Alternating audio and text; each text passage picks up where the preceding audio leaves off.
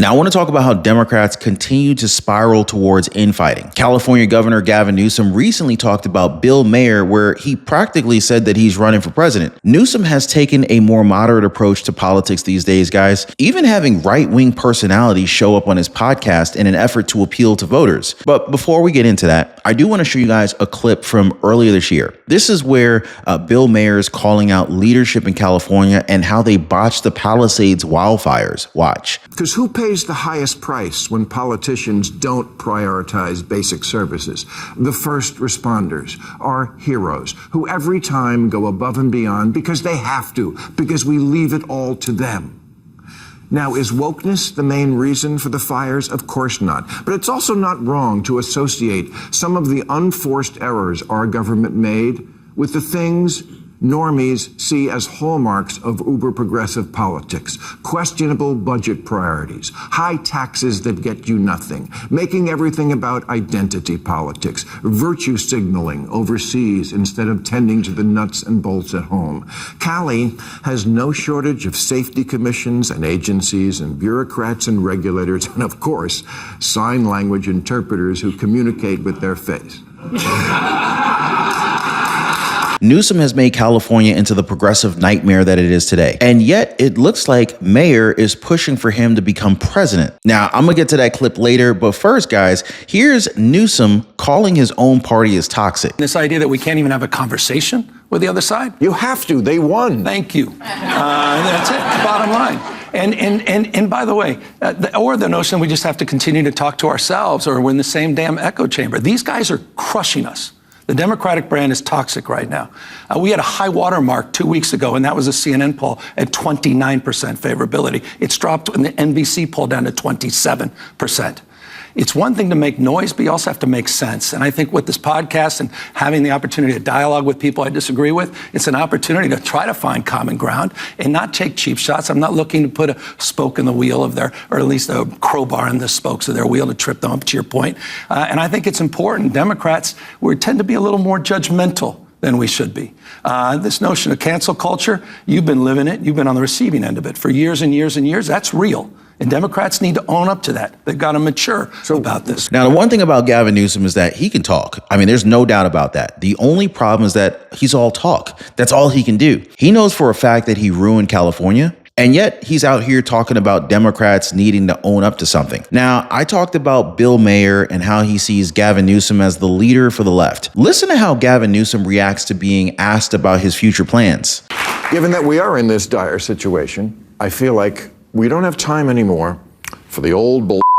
You know, the old, are you running for president? Well, you know, there's an exploratory committee and I'm looking at it. I'm happy with my job as governor. I mean, your future is not in California. Your future is in Iowa. Let's dispense with the bullshit. We need someone who's going to be the champion. Are you going to do it or not? Just come on. Tell us.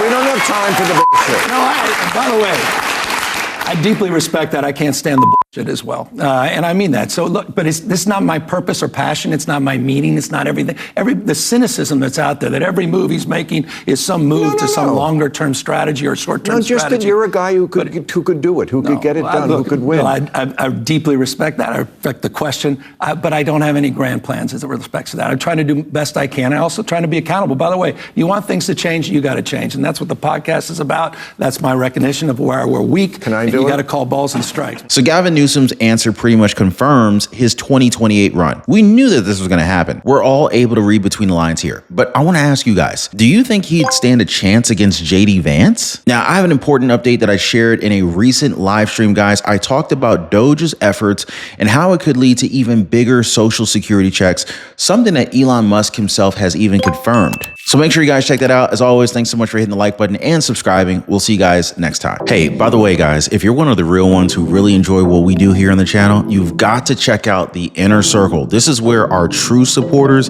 get exclusive access to content that I just can't share here, completely commercial free. It's also the best way to keep this channel going strong. So if you want to be a part of something special, join us over there. Links in the description or in the pinned comment down below.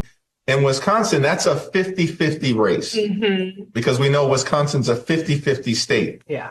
And we have a strong Democratic candidate. Whoever wins is going to determine who has the majority in the Wisconsin Supreme Court. Why is that important? Because there are gerrymandered congressional lines right now in Wisconsin. Wisconsin's a 50-50 state, as I mentioned, but there are 6 Republicans and only 2 Democrats out of an 8-person delegation because the lines are broken. Right. And as soon as possible, we need to be able to revisit that and have fair lines. The only way for that to be even a significant possibility is if you have an enlightened Supreme Court. And so, I think that's an incredibly important race. The Democratic Party targets Wisconsin as Elon Musk sends out an important warning. Governor Gavin Newsom admits that his own party is in trouble as Bill Maher tells him to run for president. And Hakeem Jeffries pushes for a radical judge out in Wisconsin in his efforts to become House Speaker. We got a lot to go through today, guys, but let's go and get started with this warning from Elon Musk. Well, the Democrats are trying to redraw the districts in Wisconsin. We're trying to stop the Democrats from gerrymandering Wisconsin to remove 2 House seats. That's what this whole Supreme Court justice case is about. So I really want to emphasize to people out there, if you're in Wisconsin, go out and vote. You can do early voting for the Supreme Court. If you have friends and family in Wisconsin, please urge them to vote for Brad Schimmel.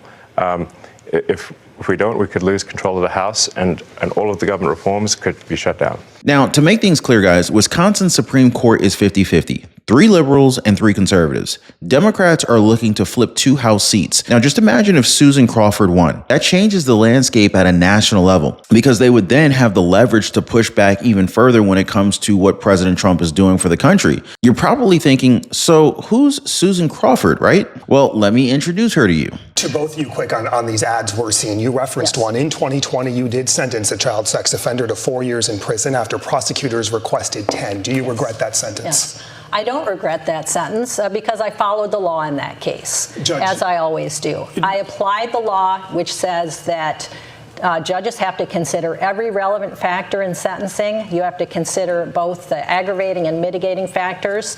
And the Supreme Court has said you have to order the minimum amount of prison time you believe is necessary to protect the public. That's what I did in that case and every other case. And my goal is always to keep the community safe. And those have been sentences that have been successful. They have kept the community safe, unlike the short jail sentences that Brad Schimmel has entered over and over, where people have gone on to commit new crimes. That's when you know the sentence has failed. So Crawford has a history when it comes to passing judgment on child sex offenders. She sentenced an offender who assaulted a 6 and 7-year-old for just 4 years. And that's not the worst of it, guys. The other was Curtis O'Brien. He was convicted back in 2022 for the repeated assault of the same child, age 5. Now, Judge Crawford could have given this monster 60 years in prison, but no, she decided that 2 years was enough and even allowed O'Brien to live across the street from an elementary school. Now, this is who Democrats want in power. Do you see a problem with this? She talks about keeping people safe while allowing convicted offenders to live near an elementary school. How many people think the judge should be in jail too? I mean, it just doesn't make any sense. If she really wanted to protect the people, she would sentence them to the maximum time that they can spend in prison. But she's out here giving the bare minimum. Now, if you asked her, she'll just tell you that she's just doing her job and that this is the best justice these victims can get. There's one commercial that I saw that is the biggest one I feel like has been an attack ad on you, and it said that you oversaw a case where a man has sexually assaulted a 7-year-old girl by touching her inappropriately in a swimming pool, and you handed down a 4-year jail sentence with 6 years of supervision, which was short of the 10-year jail sentence that I believe was recommended or could have been handed down. Can you just defend that decision in that case? Sure. You know, that case and the other cases they're attacking me on, those are cases I sent people to prison for several years on and then ordered them to be on supervision for several more years after that. The case you're mentioning, that was a man who had had no prior criminal record. The first day he spent in jail was on that sentence. That's something we have to take into consideration as judges. And the prosecutor's recommendation is one factor among others. So I apply the law when I'm making decisions. I'm not there to just rubber stamp what the prosecutor's asking me to do. I take it very seriously and I consider it, but I'm there to, as a judge, make the sentence that I believe will keep the community safe. And that's a guy who's going to be on supervision until he's over 70 years old.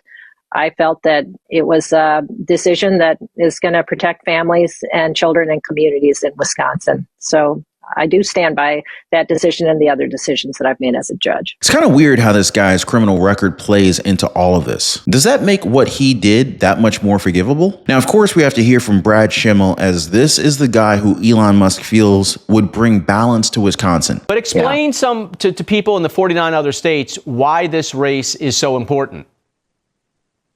Well, frankly, I could do a lot of math that would stretch it over a long time, but there's one easy way to point to it. My opponent got caught. The New York Times got the email where she went on a Zoom call, and the invitees were national billionaire donors who can't, liberals, of course. And the offer was get her on the Wisconsin Supreme Court, and they will change 2 Republican congressional seats into Democrat congressional seats. That's what has made this such a nationalized race, because they're not looking to just influence Wisconsin. They're looking to influence the whole nation. If you're wondering who Schimmel's talking about, it's billionaires like George Soros and Reid Hoffman. They're the ones who are backing up Crawford in an effort to flip those congressional seats. So the plan is to redistrict in order for Democrats to control Congress. It would also give Hakeem Jeffries the gavel. This is what Elon Musk is openly trying to prevent, and it's also why he's openly donating to Schimmel's campaign. Now, this is a very important election that the entire nation will have to be aware about.